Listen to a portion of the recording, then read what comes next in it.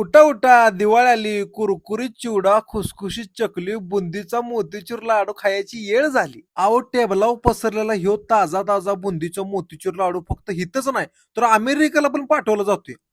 काय सांगताय अमेरिकेला?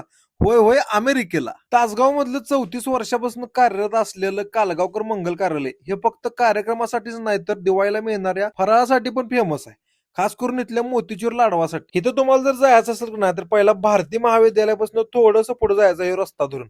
पुढे देशपांडेचा दवाखाना येतोय त्याच दवाखान्यापासून थोडंसं पुढे गेल्यावर ना तुम्हाला कालगावकर मंगल कार्यालय दिसते. आजकालच्या वाढलेल्या तापामुळे आणि व्यापामुळे प्रत्येकालाच घरी दिवाळीचं फराळ करायचं होत नाही. पण गेली 34 वर्षापासून इथं तुम्हाला एकदम क्वालिटी दिवाळीचा फराळ मिळते. त्यात तुम्हाला इथं चिवडा, चकली, बेसन लाडू, रव्याचा लाडू, तो बी तुपातला, शंकरपाळ्या, अनारसे, भाकरवडी, करंजी, बुंदी, चिरोटे, अहो ढीगच्या ढीग लागलाय. आणि हे सगळा दिवाळीचा फराळ एकदम ब्रँडेड तेलामध्ये आणि साजूक तुपामध्ये बनवला जातोय. तो पण एकदम जाग्यावर फ्रेश मध्ये.